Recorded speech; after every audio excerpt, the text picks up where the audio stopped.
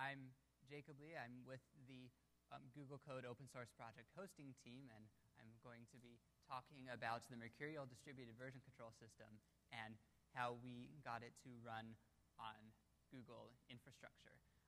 A point of administravia, this is sort of we are officially launching this to the public today, actually as of several hours ago, so you can go create projects, but after my talk. And if you're tempted to vanish, say during Q&A, I would at least lurk in the back until the end because we have t-shirts. So if you want one, I'd stick around. All right. That's a great sound. All right. So I'm going to first talk about a little bit about project hosting and then a lot about how Mercurial is implemented and then about our implementation. So let's first time warp way back to the distant past where we still maintained source code in giant card catalogs. This is July 2006 at OSCON, 3 years ago when we first announced Google Code project hosting to the public. At that time, Subversion 1.0 was about 2 years old. One of the earliest distributed version control systems, Monotone, was a year older than that. Git and Mercurial were more or less sort of brand new. CVS was widely used, and I guess now we're dating ourselves well. And maybe several months before that, back in February, SourceForge had just announced Subversion support to add to its offering of CVS. And we came into that environment with the goal of using our unique assets, which is Google infrastructure, to provide rock-solid and scalable Subversion hosting, and thereby provide a platform for collaboration on open-source projects. And nowadays, there's lots of options out there for new and existing open-source projects. Google Code now has 200,000 or so, give or take, projects and several million unique visitors per day. SourceForge has expanded their offerings. They have shell accounts and several distributed version control systems and hosted track instances and cool things like that. And there are new players like GitHub and Bitbucket, which are specialized for a particular version control system and provide a well-integrated social experience on top of that. And that's all really great. We're happy that there are so many choices for projects out there, but we still think that Google is well positioned to support well these newly prominent features of distributed version control. So with that, about a month ago, we started offering Mercurial support to about 50 or so trusted testers, brave volunteers, and now it is open to the public. That's just a quick screenshot.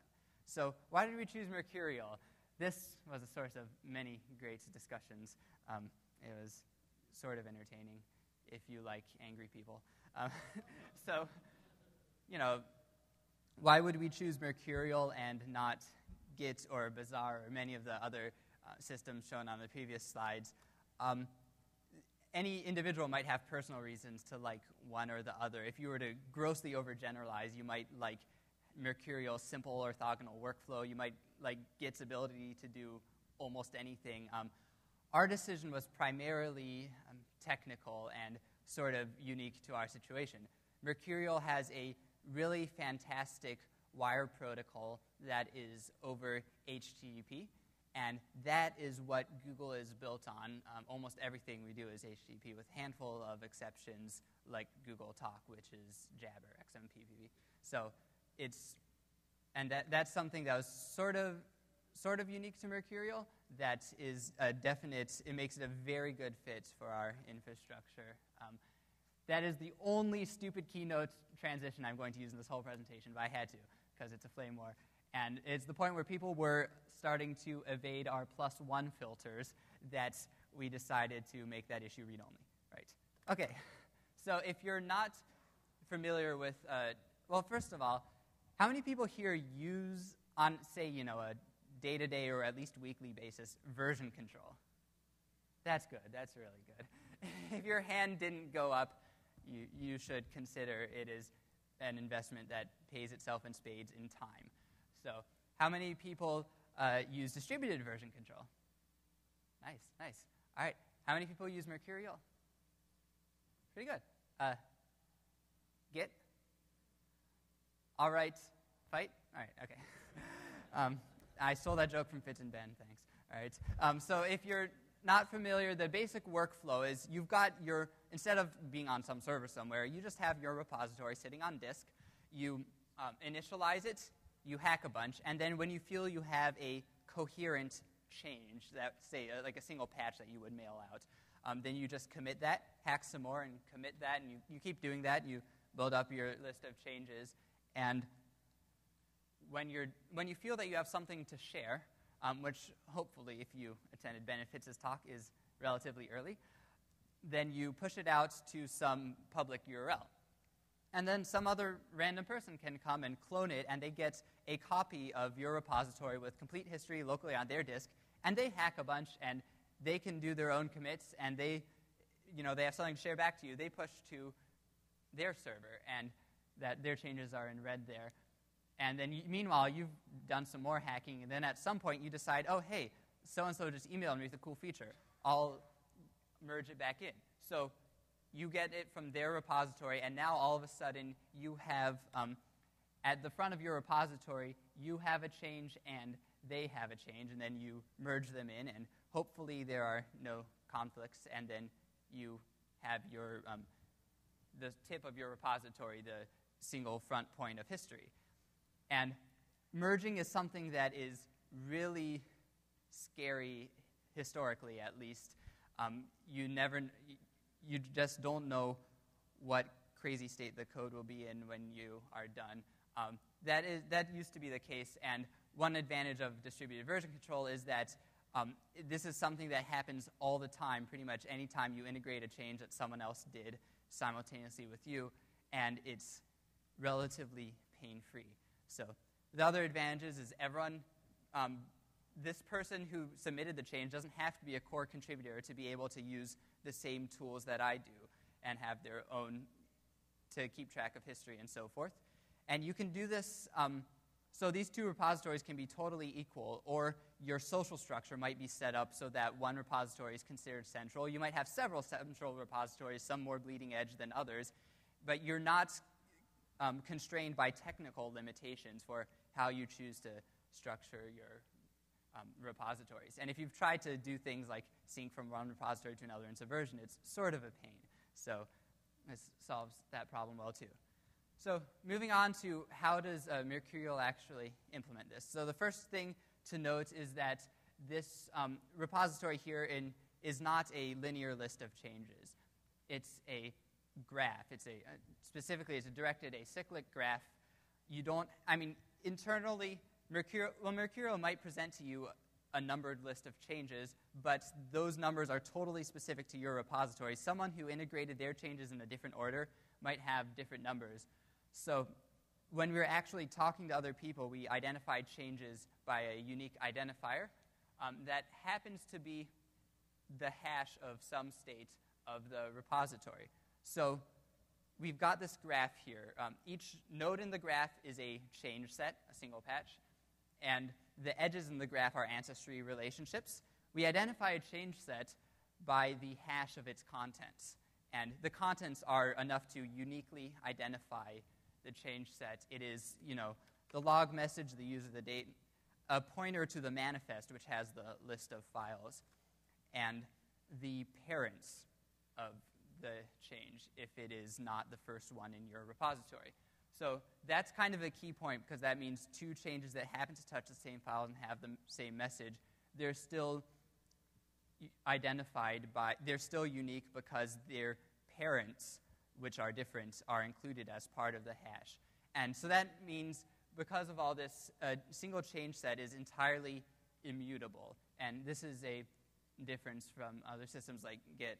You can't change the contents of a change set without, if you say were to compress a bunch so it still represented the same final state but had different ancestry, then it has a different ID, which means it's a different change set because you identify them by ID. So this means that Mercurial really is not much a fan of rewriting history. There are extensions to do it, but it happens really before a repository has been published, typically. All right, so we actually have that the user-visible graph is the graph of change sets, but conceptually there are many others. I mentioned earlier that the manifest is the list of files in the change sets. That is also versioned in the same way that change sets are. Every time you make a commit, if the list of files changes, that is a new node in the manifest graph, with its parent being the previous list of files. And then each individual file conceptually has its own graph, which each time you change the file, change the contents of the file, it gets a new node identified as the hash of its contents. And then so you're building up these graphs here. The change sets point down to the manifests, and manifests point down to the version of the file at that particular point. And then to be able to do certain operations efficiently, you also have a link back up. Files and manifests have links back up to the change sets. So that's actually, it's a very simple model of history. A handful of other concepts that are good to know. The heads of the repository are simply the most recent change sets that do not have any children. Typically, at least in a public repository, there's exactly one head. It's a good state to be in. You might have multiple branches, which are just named heads, and, well, named heads coupled with their parent sets. And then you have tags, which is just a name attached to a particular revision, say for a release. All right. So how is this actually stored on disk? Mercurial uses a structure called a Rev Log that, if you've noticed, these graphs are fundamentally the same, whether they're operating on files, manifests, or change sets. So they're stored in a format called a Rev Log that is designed to meet the requirements of what Mercurial has to do, which is you have to be able to append to it because you need to add new change sets to your history. You need to be able to access it at random to be able to, say, walk the history of a particular file or to look up a file, a particular revision. And it has to be fast and it has to be compact. So there are two components to this file. You have, well, first of all, there is one Rev Log for each conceptual graph. There's one for change logs, one for manifests, and one per file tracked in the repository. It's divided into two components. You have an index and a data file. And to add a new node to one of these graphs, you simply add a new blob of data to the end of the data file and add a new record to the index. The index is just a list of fixed width records that tells you for a particular change set number or file number, what is its identifier, what are its parents, and importantly, where is it located in the data file. So the index tends to be very compact such that you can, when you hit it a bunch, it tends to stick around in memory, and it's only 64 bytes per node. It doesn't take up very much space in memory. And so the data file, I sort of said that you just keep appending to the end of it, which is true. But if you're doing that for, say, a megabyte, a file that's a megabyte in size, each time you changed it, that would grow quickly. So you actually just store deltas in this file. You keep appending to a list of deltas, which would have its own problem in that to reconstruct the actual file, you would have to walk several revisions. And so the way Mercurial strikes a compromise here is it simply, once the size of the accumulated deltas exceeds the actual size of the file, it records a new snapshot. So typically, it doesn't have to read very many entries in this Rev Log to reconstruct a particular version of a particular node. All right, and so I just talked about all of that. Great. Writing to the repository is as I described, and the only thing is you do need to lock the repository when you're doing this so that you don't present an inconsistent state to any other instance of the hd command that happens to be running.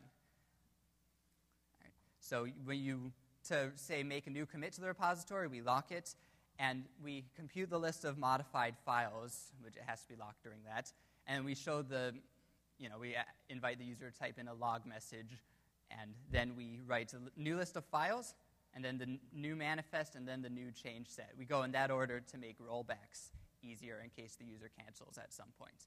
And so when I say it's locked, I mean, and then I say we ask the user to type in a description of their change set, it's very locked because that's a arbitrarily long operation.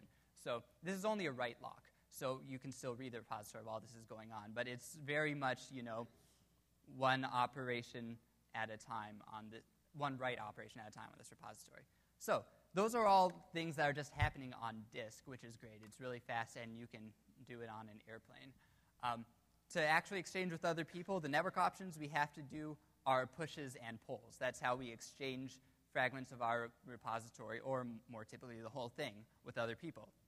So to do a push is very easy, assuming that you are up to date with the remote server that you're trying to push to. I'll gloss over the case where you're not up to date. It's like doing a pull, then a push, sort of. So to do a push, you ask the remote repository, what are your heads? What are the most recent revisions in your repository? And then you find those in your repository because you have more stuff than they do typically. And then you say, okay, everything from that point forward is typically what I'm going to send you. And then you bundle that up into a change set and then upload it. It's a very straightforward and fast operation. Pull is slightly more complicated because there's this negotiation process where you have to figure out what the remote has that you don't have, so that you transfer the minimum amount. So the minimum amount is necessary is transferred to you. So in this case, I have the nodes in blue, and the remote has all of these new ones in yellow. So I ask, what are your heads? 3, 9, and 13. Oh, I don't have 9 and 13. Tell me about, what is some ancestry of 9? And it says, well, 9 follows a bunch of, it goes back until 6, and 6 has parents 2 and 5. I say, oh, good, I have 5. We're getting somewhere. And you keep going with this sort of 20 questions of figuring out what's the what you need to get. And your goal here is to identify nodes 5 and 10. Those are the farthest back nodes that you don't have. And and then I tell the server, please send me everything from 5 and 10 forwards. And it bundles them up and sends. So there's a lot of, it's a little chatty at the beginning, but that's only transferring information about change sets. The actual change set, the potentially large operation is getting the actual data for getting the actual bundle of new data. But that is a single response from the server.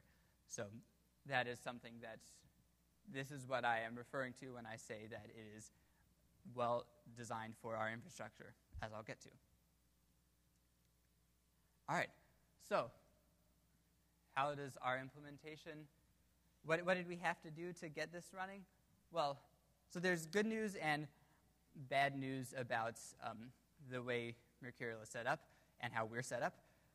The good news is we don't have to do commits and anything that the HG client would want to do to a repository, any extensions or something, because those all happen on the user's local repositories. We only care about the network operations, that is push and pull, and we care about whatever we have to do to support our web front end, the source browser. And we have to do very simple commits for the wiki, which project wiki is stored in a Mercurial repository as well. But other than that, it's mostly push and pull and some querying. So it's mostly just this DAG walking that I'll get to. So, but Mercurial makes a lot of assumptions that don't work for us. So, for instance, a single process is running on a single machine. it can access the file system directly, the file system, a single hard drive holding the Mercurial repository. It can lock it. It can load all of the index files that it needs into memory and do fast random access on them. Most of these assumptions don't work for us at all at Google because we've got sort of, well, see, here's a particular Google cluster, right? That's actually a picture of it, one of the first Google server environments back at Stanford. But we tend to have racks that look like that. We have our whole infrastructure is built on the assumption that we have lots and lots and lots of relatively cheap computers. We would used to say commodity computers. They're not strictly commodity. You're not buying them from Dell or anything. But they're certainly not the beefiest servers that money can buy. On top of that, we have our layers like GFS and BigTable, which I'll talk about. The whole point of this is that when you've got the volume that we do, you're going to have lots and lots of computers anyway, and as soon as you have lots and lots of servers, you're going to have failures all the time. And so there's really no point in over-engineering because you'll still have failures and your software will still have to handle them. So we prefer just giant clusters and write the software as robustly as we can to operate on them. So the first layer for that is the Google file system, GFS. It was built way early on to serve the needs of search. So the primary need that has to be robust in the face of random computers or racks or data centers vanishing. It has to hold hundreds of terabytes, and these numbers probably are all low balls, pro tip, and multi-gigabyte files. And it has to, the unique workload of search is you need to be able to stream these files really fast, like say you're running a MapReduce, a computation across them. So you just need to be able to stream it really fast, and you need to append to it very fast. And you need to be able to append to it concurrently. Say you have lots of workers all appending to the same thing. They need to be able to do that without stepping on each other's toes. And maybe you need to do random access, but it's not your primary workload, and it needs to be possible, but doesn't need to be fast. So there's a system called Google File System. It's published. There's a paper about it. It's not open source. But it's a single master system, just to keep the implementation sane. And then it farms out. It divides a single file into multiple chunks that are 64 megs each, farms those out to a bunch of servers, multiple copies. So it might be 3 or 4 copies of it per machine, or on separate machines. And then you always query the master, hey, where can I find this file? And it tells you, oh, there are chunks here, here, and here. And then you hit the actual file servers. And those might, if they die, then you go back to the master and ask it again, and eventually it keeps it in sync. But so would we just, well, that actually sounds sort of attractive. We need fast appends, will we just build straight on GFS? No. And actually most teams at Google don't do that because first of all, GFS doesn't handle replication between data centers, and we like keeping our data in more than one data center. So if one vanishes from the face of the earth, we don't have to go and tell people, hey guys, all those repositories we were holding onto for you? So that would be embarrassing. So we don't want to have to write that ourselves. We need to be on top of GFS. And also, the performance characteristics are, sort of quirky. And this whole, for instance, if you need to fetch a byte from a file, you have to swap it in 64 megabyte chunks, and that's sort of suboptimal. It would not jive very well to simply have the Rev Logs correspond to GFS files. It would have saved us a lot of coding, but it wouldn't have worked. So on top of that, there's BigTable, which is the primary database technology used at Google. It's used by lots of teams. It is not a relational database. It is sort of a row-column database. It is built to meet the diverse needs of many Google teams. So it has, but the primary example, is in the papers about it tend to deal with search, imagine that. So your rows are just arbitrary strings that are lexicographically ordered. Those are a single table, which is ginormous. It can be ginormous. So it's chunked out to different servers according by the row space, so different sections vertically, and then or horizontally. Yeah. The columns are also arbitrary strings, so it's sort of you end up with this sparse matrix where you don't have to have values for every column, and they're grouped into families, so for locality of access. And then the values you actually store, well, it might be a single value per cell. It might be a list of values by timestamp, which is a feature that we're not too reliant on, so I'll gloss over it.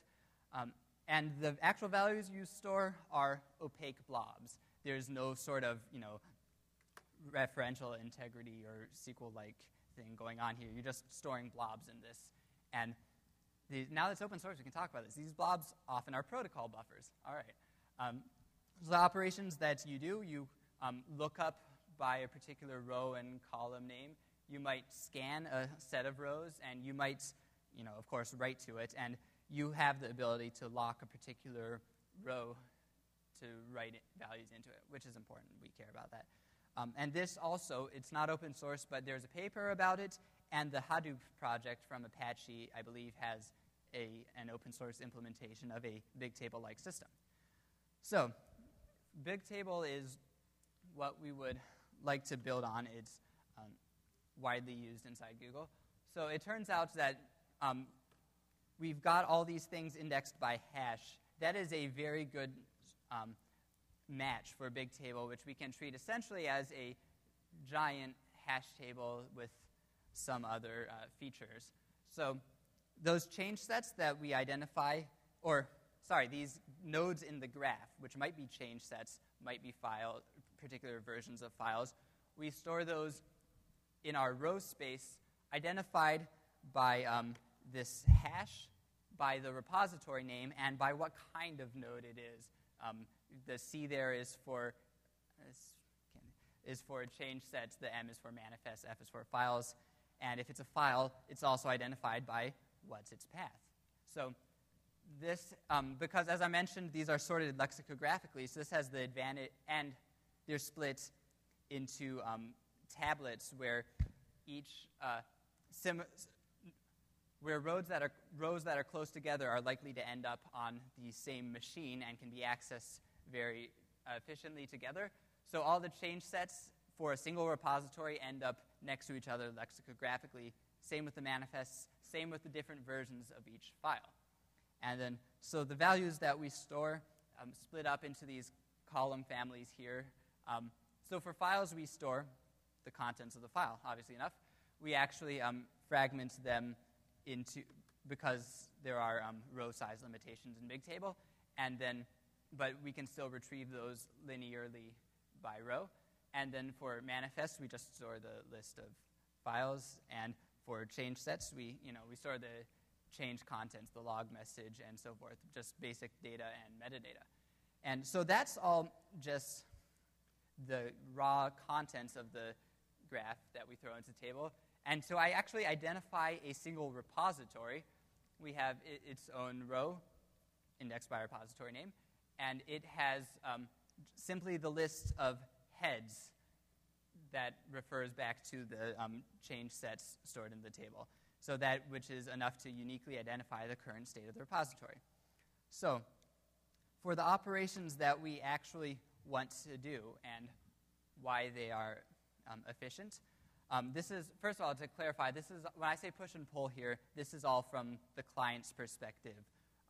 So if I'm pushing something into Google's servers, well, all we have to do when we receive this incoming graph data is just shovel it into this row space we talked about earlier, and it's all sort of, it's garbage, it's unlinked, it's not referenced anywhere. So we are free to do that without acquiring any sort of lock because it's not messing up the current state of the repository because we haven't changed the list of heads. So once we were done with all that, we've noted what we think the current heads are in the repository, and if that's still the same, that means nothing else has happened to this. So we can go ahead and lock the repository row, check to make sure it hasn't changed, and then write the new list of heads that we computed. And then we're done. The repository instantly refers to this new data we just added to the table. And that's all something that can be done if you have multiple pushes going at the same time.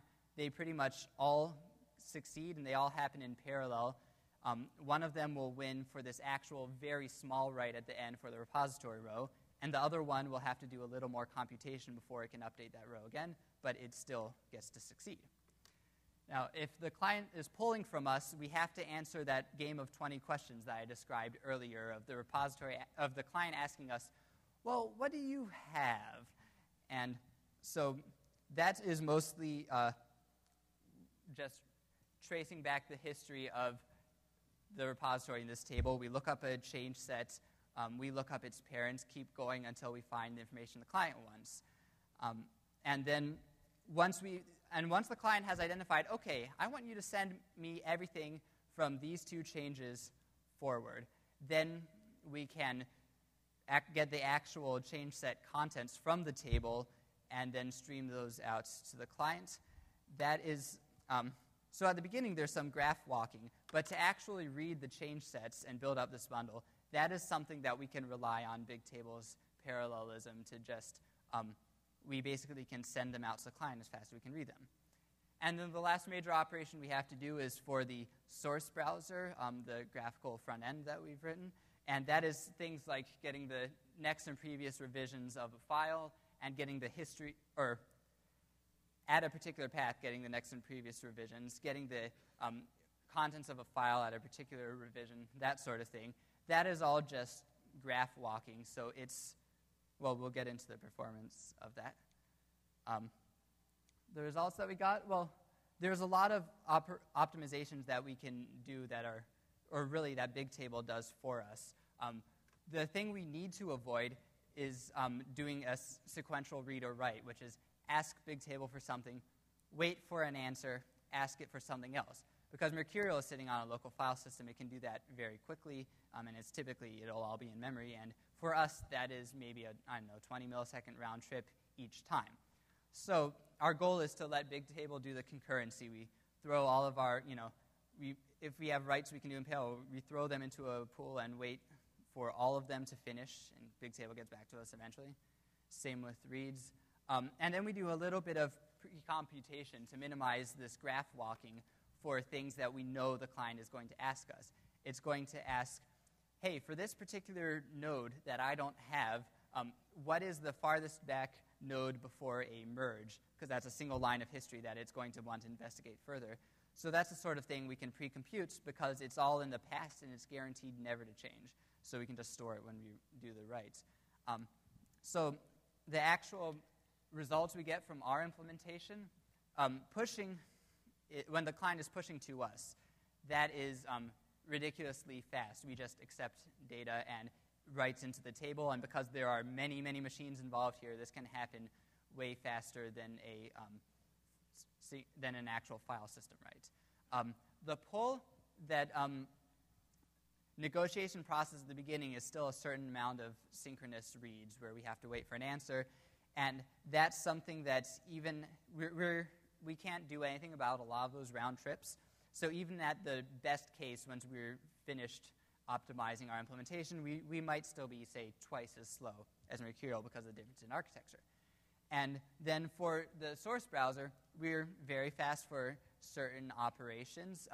Retrieving a particular revision of the file, that's just a table lookup. Retrieving the history of the file, so in Mercurial, that is just tracing a single Rev Log that holds the whole contents of a file. That's slow for us because we have to do a whole bunch of graph walking, and that's something we're working on. You'll notice that's slow in the web front end, but we have some stuff we can do to make it faster still.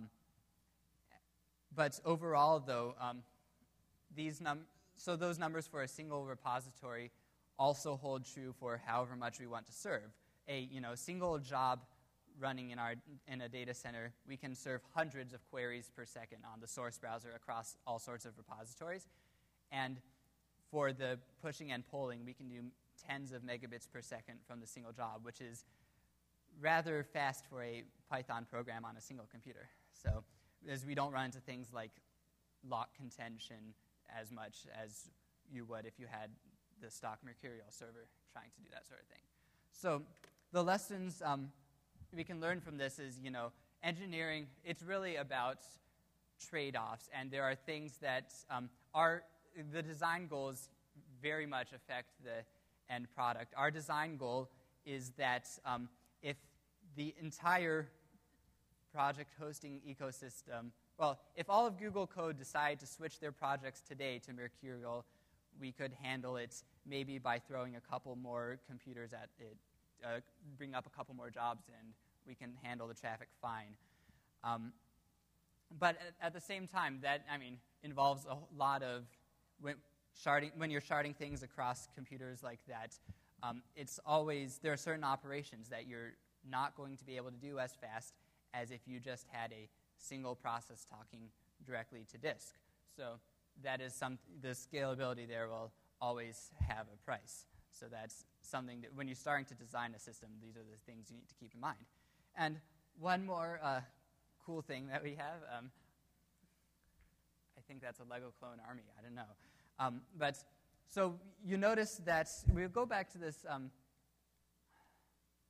all of that data in that top table, that's all immutable. And one thing that's very common in a distributed workflow is having multiple copies of this more or less the same repository. And that is, for Mercurial, that is something that if you want to clone a local repository that's sitting on disk, it doesn't do any work. It actually hard links the new repository to the old, and then when you actually do a write, it then goes, whoa, this file has 2 references to it. It's linked somewhere else, and then it actually does a copy then. So cloning is wicked fast, but you have, I should stop doing that. But it's will slow down your operations randomly later. So it's sort of, it works. We can do a little bit better than that, because all that, if we were to clone a repository on the server side, all that actual revision data that's stored in that table, that's all immutable. And whatever happens for the divergent history of these 2 repositories, that data can remain shared. So the only thing that uniquely identifies a repository is that list of heads and the list of branches and things like that. And also, if we have any sort of references pointing forward that we've pre-computed, those are things we have to watch out for. But the bulk of the data is shared. So that's something that we can certainly do pretty easily from a technical perspective. Getting the right UI and integration with our existing project hosting is something that will take more effort, but it's something that you can look forward to in the near future in your projects. And we believe that the distributed workflow, it's not really just, you don't want to be able to use Mercurial, though you might enjoy using Mercurial. You want to be able to take advantage of the workflow of distributed version control, and that's what we hope to support. Thank you. Any questions?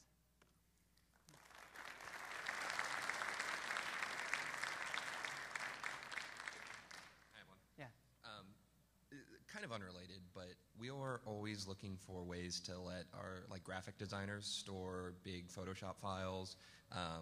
Kind of doesn't work in source control, but they're kind of, I've never seen another solution. We want revisioning in that process, but do you have any solutions? Write one and tell us about it. No, you're Google. You should know things. Well, actually, for projects that are doing this, we recommend using our downloads server, which you can at least give, revision numbers. You have to do it yourself. It's a pain, but it's doable. And that is relying on a totally different massive storage system. All right. Well, maybe we'll start an open source project. Hi. You talked about the chain sets sort of having a similar hash value, and then that's why they hash together close to each other. Is that? say a change and its parents will have totally different hashes, right? Because it tries to be a reasonably smooth function or reasonably arbitrary function. But they all have the same prefix of the repository name and then C, as opposed to, say, the files or manifests that are also stored in the same table. To be clear, that was all one big table. Yeah. So I mean, so my question is more probably related to BigTable. So this sort of the same prefix hashing to similar locations, is that something that is by default in BigTable, or did you have to do something for that? No, that's how it works. Rows are stored lexicographically and then sharded by the prefix. So it's a location preserving hash table, is that? Sorry? Like, I mean, BigTable is like a location preserving hash. I mean, it preserves like, I mean, based on lexico. No, it'll just, it'll start on one tablet, and then when it gets big enough, it'll split it up as it deems appropriate. Thanks. Yeah. It's not something we really have to deal with. It's BigTable magic. I was just wondering if you imagine Google eventually using something like Mercurial for its own internal development, and compared to big systems like Perforce have trade-offs. Could you talk a little bit about what those trade-offs are and what systems like Perforce do better or worse than Mercurial, and sort of how you think that through? Well, we're sort of unique at Google. We have our basically one giant repository for like everything. So Perforce scales, crack engineers whom I don't know who they are do a good job of scaling it. And so I don't know actually if there are any developments on that front. I've been trying to evaluate the different distributed version control systems, and one of the big things in my environment is being able to import existing Subversion repositories into whatever it is. And I ran into quite a few problems using Mercurial and such. I've been kind of leaning towards Bazaar, and I was just wondering, what was your experience with that, and how poorly did it go, and that kind of thing? Well, the actual import I found is straightforward. Getting all of the correct bindings is a pain in the neck right now. You have to get the Subversion Python bindings because Mercurial is written all in Python. That's kind of the most annoying one. If you have, say, a recent Ubuntu distribution, you might have it all out of the box. Otherwise, you have some compiling from source in your future, and that's loads of fun. So that's something, it would probably be, GitHub, I know, actually has some sort of automated imports for existing Subversion repositories, which is really cool. Do you offer transition from Subversion to Mercurial currently? Yes. As of this afternoon, you can select from a little drop-down which system to use. But unfortunately, you do have to do the migration yourself, which we know is annoying. I was just interested, can you extend this concept to content repositories, like, say, does Google Docs also use similar version systems? Sorry? Like Google Docs, does it use BigTable for its content? Oh, I don't know what Docs uses. A lot of teams at Google use BigTable, but Docs and sites all do versioning, but they're certainly not like using Mercurial or Git behind the scenes. I was wondering about your experience while changing the, let's say, writing or disk backend of Mercurial to work with BigTable. If you're, for instance, going to release these modifications to Mercurial to public as a first partial question, and then what's your opinion or your advice? Because I'm really interested in being able to change that backend instead of writing directly to disk, writing, for example, to a relational database. Oh, that'd be fun. It turns out, so we're not, that fundamental structure of the Rev Log, we had to totally replace that.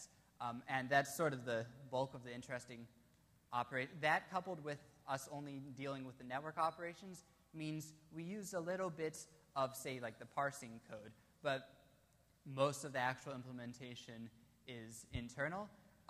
So it'd be something that's sort of challenging to open source because of the dependency on BigTable, but I hope at the very least you can expect maybe a white paper or something from us, if not as subset of. I was mainly thinking about just maybe a small abstraction layer where you can hook your, let's say, it's persistent strategy of the Mercurial. The Mercurial code base is relatively clean. It'd be sort of doable, but you have to keep in mind your access patterns are going to, or your performance characteristics are going to be totally different. So if it hopes to be able to do random access by integer alias for change sets and do that quickly, you need to be able to support that. Which actually, in say a stock relational database, probably would be doable. We don't use integer IDs, anywhere in our implementation. It's only hashes, so ours is pretty quirky in that. So. Okay, and just a very small question more. Do you support for subtree cloning or exporting? Yeah, I mean, instead of the full repository, just a subset of the path. No, I don't think Mercurial does that. I mean, at all. Mercurial does not. Yeah, no, so we don't either. Okay, thank it's you. not on the protocol. Hi, a lot of CM systems set up at the beginning to facilitate the rest of the engineering process. Do you have any plans to integrate or support continuous integration on the back end, tying into bug systems where you can track changes both in the issue tracking system and in the code system linked together? Some of that is possible right now. We support webhooks, so when there's a new commit in the repository or a new push for Mercurial, we just hit an external URL. That URL then could get that revision and run, say, a continuous build from that. It's something that it would be sort of challenging for us to support internally because every build system is so radically unique. So that's the best bet for now. And what about integration with bug tracking? What sort of integration? Well, a lot of well-developed CM systems have this notion that you have a change, and the change incorporates both the code change and the issues that are associated Versioned with issues. it. No, not versioning the issues, but tying the issues together with the source code changes. We have some integration where if you your commit includes commands to the issue tracker, like fixes issue number 23, it will actually close issue 23. So that's sort of most of it. All right. Thank you. We have T-shirts.